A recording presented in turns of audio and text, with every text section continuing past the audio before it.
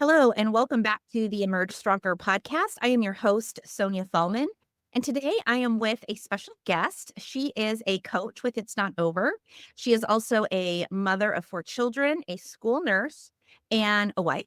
She also has a bachelor's degree in psychology. And I'm just so excited to have her talk about this great topic that we're going to touch on today. So, Melissa Long, welcome to the podcast. Hey, it's Sonia. It's so good to be here. Thank you for having me. So, I have four children, like she said, and they're all very different. But my third child, my second son, when he was born, he definitely was my easiest baby. But about 2 years old, we started noticing some changes in him, and we weren't sure if it was just changes in life that were kind of making him have more fits and just he was a happy child, but, like, things would set him off easily, and we just knew that something was his thinking was different. It was hard to kinda console him, and and night care started, and just some all these things just started happening and showing up around 2 years old. So, it really kinda got me. I didn't really know what a neurodivergent child was at the time. I didn't really even know. I mean, I knew about ADHD, and I knew about all these things, but you don't know that. And he it's about it was about 3 or 4 when I decided to talk to the pediatrician about the meltdowns just became where they weren't age appropriate anymore. It wasn't like your typical 2-year-old throwing a fit you couldn't control. And, I had 2 children before him, and they had meltdowns also, but you just know when you have a child like that, you know that there's a difference. You don't compare your kid, but okay, there's a difference as far as what he's doing versus your other 2. You can just tell. But anyway, so we just decided that we needed to talk to the pediatrician and just see what we needed to do as far as, like, getting him some help with, like, coping and things like that. But we were it was all the it was they were helpful, but they were say things like, "Well, it's just, he'll grow out of it," or, It's fine, we'll readdress this later," those were fine answers for me. I was like, "Well, maybe he is just different than the others, and maybe this is normal." And I used to say things like, "Well, there every child's gonna go through meltdowns. Maybe he just started his late because he went from being this perfect baby who never got upset to, like, all of a sudden, like, there was meltdown after meltdown." And so fast forward a little bit to the school age. So he started pre-K. I was the school nurse at the elementary school. And pre-K went pretty smooth. He had some things, but you don't really have a lot of schoolwork and things like that in pre-K. So you don't really notice. But I started noticing that it was like really when he was being challenged, he was anxious about something or upset about something, that's when the meltdowns would happen more. And when he was, not wanting to do something, and typically it was because he was upset or anxious about whatever that task was. I like getting things for himself. He was very codependent, even as a toddler, which that sounds silly because, I mean, obviously they're dependent upon us, but it was more of like he couldn't, even the things he could do, he didn't want to do on his own. Whereas some kids are like, I can do it. It wasn't like that at all. So we fast forward to kindergarten, and that's when the work started and we started noticing a little bit more change, and the meltdowns were worse, and they started happening in public more and started happening at school. And he couldn't focus, he couldn't sit still, but he also was, chumping things over and just very upset. And as a mom, the teacher, she's also, I know her because I work with her, but she came to me and was saying that we might need to get some testing done and things. So we did. And, as a mom versus a school nurse, like a school nurse, I logically knew, like, okay, we've got to get testing. We've got to figure out what's going on so that we can help him. As a mom, it was like, no, like, I'm just he's gonna get more discipline. I'm gonna be harder on him. Like, he can help this. He can fix, this is like, I'm gonna spank him when he does this. Like, I'm here and he's gonna be in trouble because he knows better. And yes, he does. But we did the testing anyways, because I knew I had to pull my mom's self out of it because while I knew that he couldn't help a lot of the stuff, I thought I was gonna fix it by discipline. And so they ruled out everything but ADHD basically. And he did have some speech things, minor speech things. You and I, a previous conversation, we had talked about, you were sharing that you could hear him down the hallway and saying, like, I'll do better, I'll do better. So was that about that time period? Yeah, so, right about that time period, so we were already kinda they had tested him, and if you know how if you've been through this, it takes a long time. There's a whole process. It's not like, "Oh, you just decide to test them, you test them." Or like, people have to come in from other places. You have to they're testing for, like, all the things, autism and emotional disorders. They just test for a lot of things, and I'm not even really sure what all he got tested for. I just know that everything came back okay except for the, attention deficit disorder. And so yes, I was in the hallway, that story that Sonia was talking about. That's kind of what my turning point was for him. That was like, I knew that he needed extra attention for things, and I knew that he struggled, but I guess I felt like the way I could fix it was, like I said, the discipline. We already started implementing a plan for him. And so before we even got all the testing done, so like when he would start to get upset, the teacher would remove him from the classroom and take him to the counselor's office so that he could, which would pass by my office, so that he could calm down. And it wasn't a punishment. It was more of a, we see you and we're trying to help. And like, let's remove you from this situation so we can discuss it before you get upset. So, and I knew that they were doing that. Well, he didn't like doing that. He wanted to be in the classroom with the kids. He didn't want to leave. And and I'm just like, well, buddy, you have to make good choices. If you want to be in here, then you got to do right. And just couldn't get him to understand. He'd say, I do right. Well, this particular day, I heard them bringing him down the hallway, and he was screaming, I'll do better. I'll do better. Just, I want to start over. He was just distraught.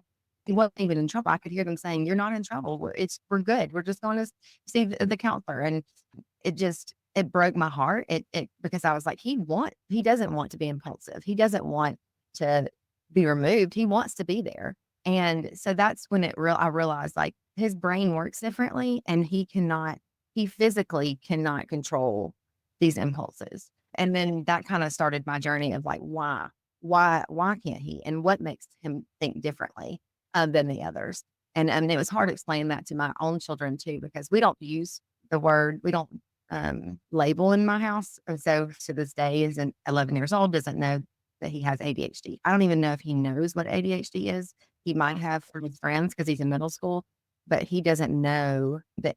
We don't discuss that. And we've tried, even through all the stuff, call it vitamins, or this is to make you feel better, or to, and so we don't discuss a label. And he does have anxious feelings a lot too, and which comes with, the ADHD too. But he doesn't, we don't say that he's anxious. We talk about the anxious feelings, that because we all can feel anxious if we're being honest at times anyway.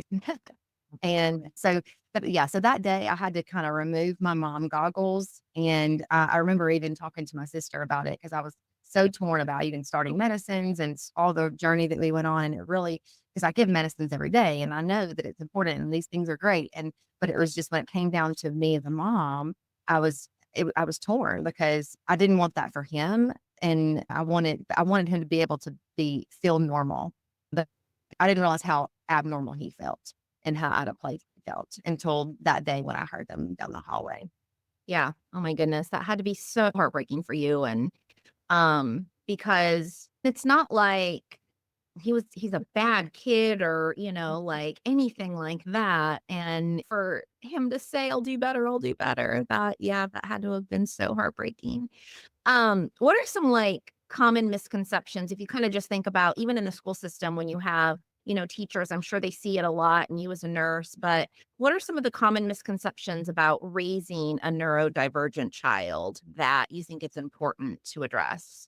That you can discipline them out of it. Well, because they do think differently. And I do think, and sometimes I think that people, like you said, they're not bad children, but that's a misconception that I hear a lot. How children come in my office and say, I'm taking my medicine because I'll tell their friend, I'm taking this medicine because I'm bad and this makes me happy. Well, and I'll say, oh no, that is, when I hear them, I'm like, no, that's not it at all. You're good. Or if they say, I don't have any more medicine today, so I can't do right. And I'm like, oh no, sir. Or no, ma'am, that's not, you can make good choices. And I tell my son that too.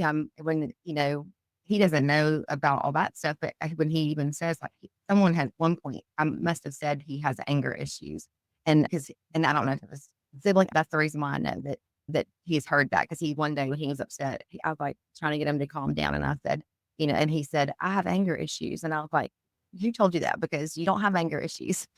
Yes, you're having a hard time calming down.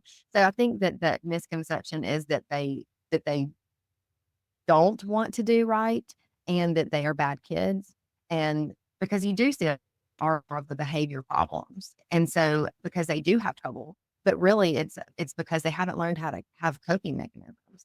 And really even medicine does help, but you can't just give medicine. And that's something that I think parents don't really understand, and that it is exhausting because you do have to correct a whole lot. And it helps you learn a lot about yourself too, but you just have to, you know, you have to teach them how to cope, because at the end of the day, the medicine is it's just a mask, and it just helps. Your goal is to help them be functioning adults, and that can't start at this age. So yes, I think that that's the misconception, is that you can just that that they can control it, that they're bad kids, and that you can discipline it out of them. I've tried. That's all. Yeah.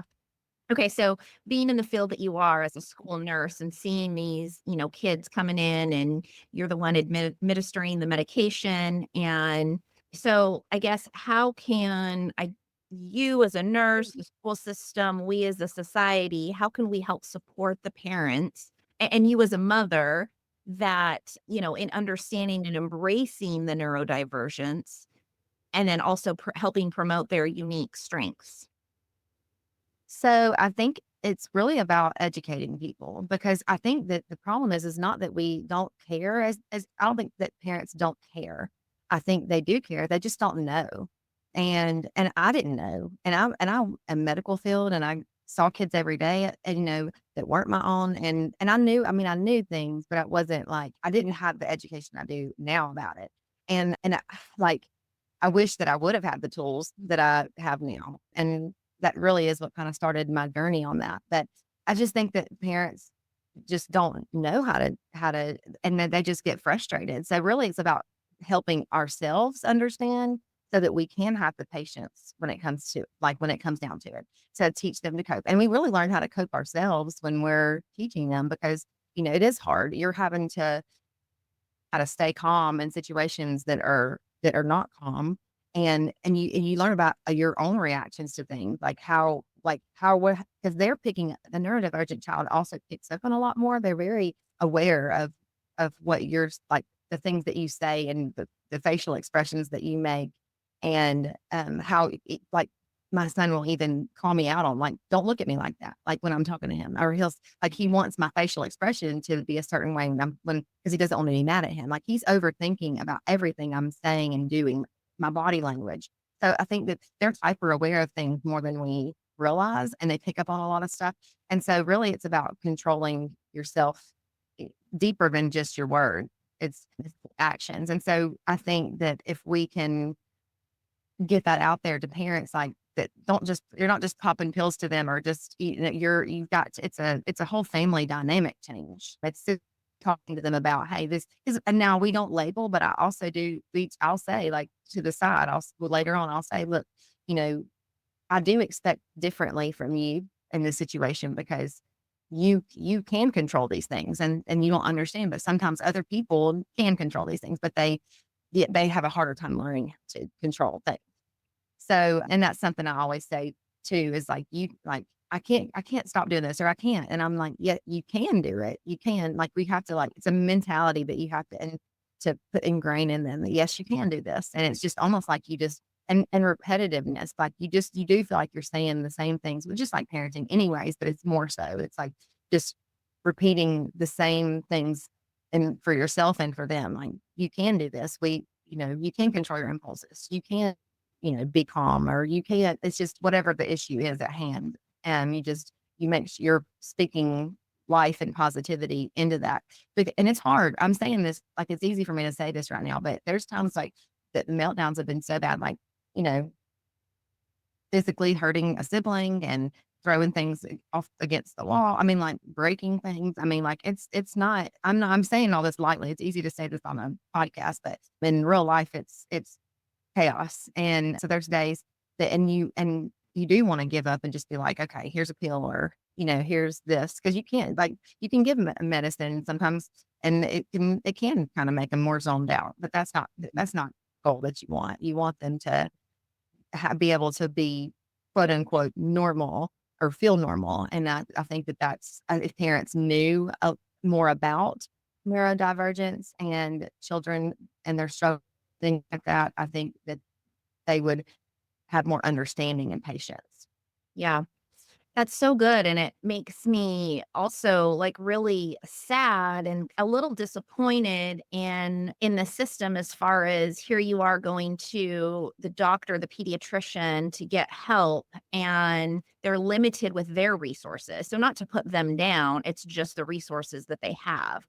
And so I guess share with me, like, what were some of your go-to resources as you were navigating this journey early on? Did you read books, look to other parents, Google, like what were those resources to help educate yourself? Because again, like you were saying, you know, some of the parents, they just don't know. And even for me, as somebody that, I'm just kind of on the outside and I've never experienced a child with neurodivergence, I feel even like it's important for me to know, just as a member of society, to just to have some understanding. So when I do see a kid that may be acting up in a store or at church or something like that, they're not that I think this, but they're not bad kids, like, and I think that that's just some of the, misconceptions and the judgment that people can have, not knowing or being aware.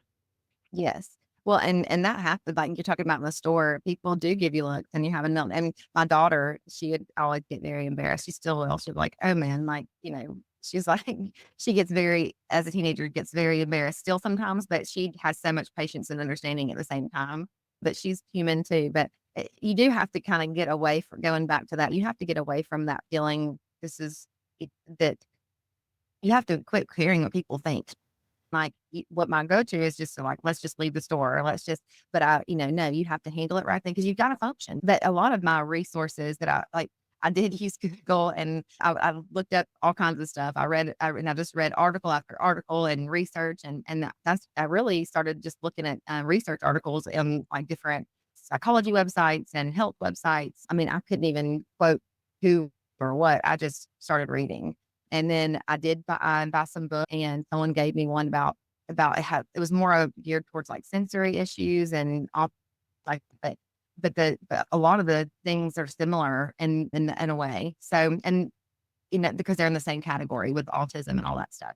So I read several self-help type books and parenting books, and I went to this screen-free parenting, this man that wrote all this screen-free parenting book, and like just trying to keep myself calm. And I mean, you just said something about having people in your life that you went to, and I really don't remember if I had people that knew what I was going through at the time. Now, I'd been around neurodivergent children and families with them, but I don't know that I really had a support system in that way. I didn't have a support system, but it really wasn't just one, like, I didn't have a group of moms that knew what I was going through, that I can remember. And it's just me reading a whole bunch of stuff and just educating myself. I just wanted to know everything about what he was going through. I wanted to, and I took time to try to feel what he was feeling. Sometimes this sounds weird, but like sometimes I get so busy that I'm not paying attention to their body language and stuff. And I'm not really we're just wanting to fix the problem really quickly with our kids and like, spank them and get out and do this and, put them in timeout. But like, I took the time to like really look at him when he was having meltdowns and like really look at him when he was upset and like feeling what was building him up to blow up. And I started watching his eyes and like pupil changes, I just really started soaking these things in and just like getting to know my child. And that was not just with him, it was all of my kids. It's like what, and like looking back, because even with my daughter, with her normal teen girl struggles, I was just looking and like, why is she being disrespectful and talking, not getting so upset? So really working on that helped me pay attention more to my other kids. And so, like, I learned not to take everything so personal because it's not.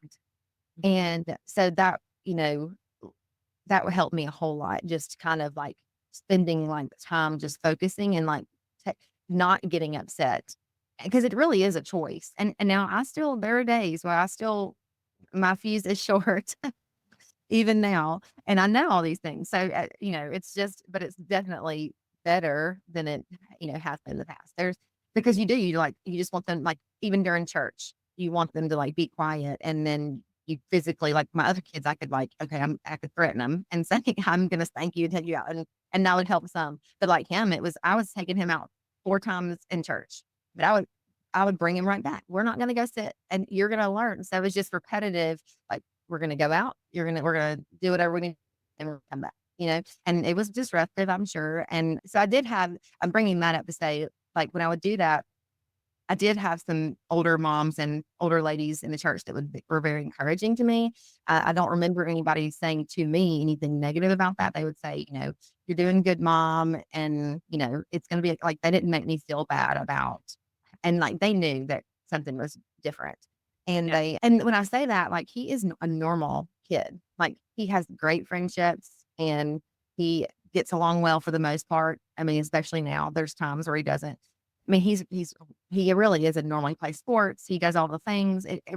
He is very normal also. It's just his thinking's a little different than others. And sometimes it's more noticeable than other times. But yeah, so just educating myself is kind of just everything. I read everything about it, even the definitions of words and looked at how people did and what treatments they did and how, and just all kinds of different things. I just read it all. Yeah. Yeah. And the fact that, you're advocating for your child. And again, going back to the doctors, they're not going to advocate for your child as much as you are going to advocate for your child. And so it is so important for you to educate yourself. And, I think a lot of people out there, and again, this isn't to put doctors down, but it's like they're there to kind of guide you, but they're not there to necessarily walk along that path with you every single day. Like, that's your responsibility to Yeah. get things figured out. And so it is important to advocate for your child in that way. I've got an old coworker that I'm friends with on social media, and she has a beautiful account. And I think 2 out of her 3 kids have autism, and she's just raising this, autism awareness and just advocating for her children. And it's such a beautiful thing to see because, like you're saying, I think we put labels on these people or children, and they're beautiful children. Like, we don't have to label them. And even as somebody that, again, doesn't have experience with a neurodivergent child, it's the way that I'm speaking to my kids about other children, and I don't have to put a label on them either. It's just an important thing to teach very early on. So even if you are a parent out there listening that doesn't have this experience, be very careful in the way that you are talking to your children about other children. Well, and I tell that to my other kids anyways, whether they're neurodivergent or not. It really matters how we're speaking and like to these kids. And like when I parent my kids in situations with other kids and there's hard, like, I mean, like, I also want my kid to see the other perspective of the child, regardless of because we don't really know. We don't, like, if we just, even me as a school nurse, like, I have a lot of kids that I know are diagnosed with things, but there are some that are undiagnosed with things that just never, because like they don't have the advocacy that, the others have. And so so just like, you're right. That's spot on. And then you said something about the doctor, like, and I agree with that, but because they only have, and you aren't bashing doctors, but you're spot on. It's that we only have 30 minutes to an hour max with the doctors, however often. So I also, that's something that I came into the doctor with a lot of information. Like, I would take notes. It was just a lot so that, because you don't have much time. So you would come in and just, here's what I've already done. And here's, what my thoughts are. This is what we've been going through. And then that gives them a better idea of how to help you. Because like you said, it's real for them to help you. if you're just coming in saying like, okay, we're struggling, and we don't really, where do we start?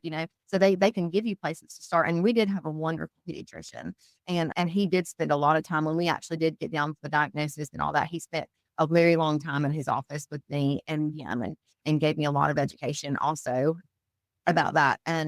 And he even said to me, because when I was struggling about putting on medicine, I said, we have addiction in my family, and I am just concerned that we're going to go down a different path. And he said, actually, it's the opposite. It's, you're helping him, because a lot of the kids who go through the addiction, like that, they go through that, they actually they want to feel normal. They want to feel better. And they actually are probably more likely to be a neurodivergent adolescent or child from the beginning. So they're still trying to self cope. So it's important to bring information to the pediatrician before you get there so that they can help you, because I do think we do have wonderful, but it does, and even psychologists and psychiatrists, like they don't have much time with you. That 1 hour even if you go once a week, I mean, it's really, I mean, we went down that route too, to the psychologist route. And he was really great, but it wasn't enough to, to cope, but to just learning to help yourself to be able to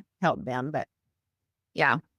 Well, I think the lesson is advocate for yourself. The doctors are definitely resources, but you've got to advocate for yourself and your child because nobody else is going to do it for you. Okay. Melissa, you are a wife. And so when it comes to your relationship, your marriage, how do you and your husband stay aligned and supportive of one another going through the different dynamics of not only raising 4 children, but also a neurodivergent child?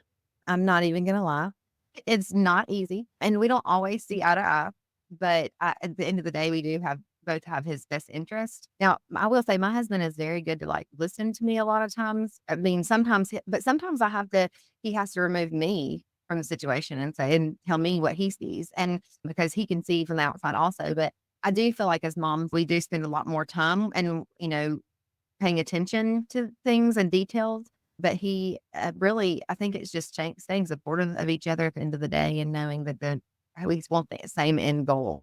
And we talk a lot about it, like even after a blow up, or even if we come at each other about something that started or ended and we didn't agree with how the other one handled the situation. We do typically come back and discuss it. And like, it's usually me trying to get him to see my side. That's the thing. But, we do come down and, like, discuss, like, okay, and then what's the plan moving forward? Like, and I'll try to help him understand what I'm seeing and saying. And he for the most part does, listen and agree at the end of the day. But there are times where I have to turn around and see, okay, well, maybe you see this differently. But and he's done a lot of the stuff with the sports and things like that and helped with that. And so he sees that part of it too, because it happens, meltdowns and frustrations happen in that area too. And sometimes it's shutting down, but yeah, so it's really just about communicating and trying to see the other one's perspective, because I'm not always right, even as much energy as I put into it. I hope he doesn't hear this, but and so it's good to kind of be open to each other and see the other perspective, because at the end of the day, you both love your child and you both want what's best for them and want them to be good. And that's what I tell them all the time. I'm raising you to be a functional human being. No. And so that uh, really, I mean, it's not perfect. How we try really hard to communicate and work through every situation is different. So Yeah, that's good. So my next question for you is going back to just kind of parenting, and for the parents out there that are listening that do have a neurodivergent child, what are some small wins or changes that they can implement to improve the dynamic of the relationship with their child? So spending time with them, this is something that I'm gonna work on more also. But especially with having 4 kids and being busy, I do tend to get in my checklists and zones, and we all the kids play sports and we're just always on the go. And what I've noticed is that he really wants time, and he wants me to look, even when he's talking to me. If I'm on my phone, he wants me to look at him. So he'll be like, you're not looking at me. And I'll say, I can listen with my ears. And he'll say, no, and he'll sometimes say, I'll wait. he used to have meltdowns, so this is definitely an improvement. But he'll say, "I'll wait," and then because he wants my full attention. So like that's something I've noticed more lately, and I'm like, okay, and maybe it's because he's not having a meltdown. Before we have a meltdown, I would get frustrated because I'm like, hey, bud, like I'm doing this, or I was doing this first, and then you came over to talk to me. Really, that's not the right way to handle it. It's like, okay, let me put my phone down, and so like I've done this a few times recently when he's done that. Like when he comes to me, if it's not something urgent, put it down and say, he wants me to look at him in the face, and he wants me to act. And it's sometimes it's nothing big, but just to give him that attention. So really it's just spending time with them and listening to what they like. And what I've also noticed is that if you can engage with them in their interests and something that is important to them, then then they they'll be more apt to do what you say and listen to you more. So if you just have that relationship with them, because when I'm not spending time and that's even with the kids at the school, if I'm not spending time with them and I'm not giving them attention, then they don't feel like they can trust me, because trust is a big thing with a neurodivergent child.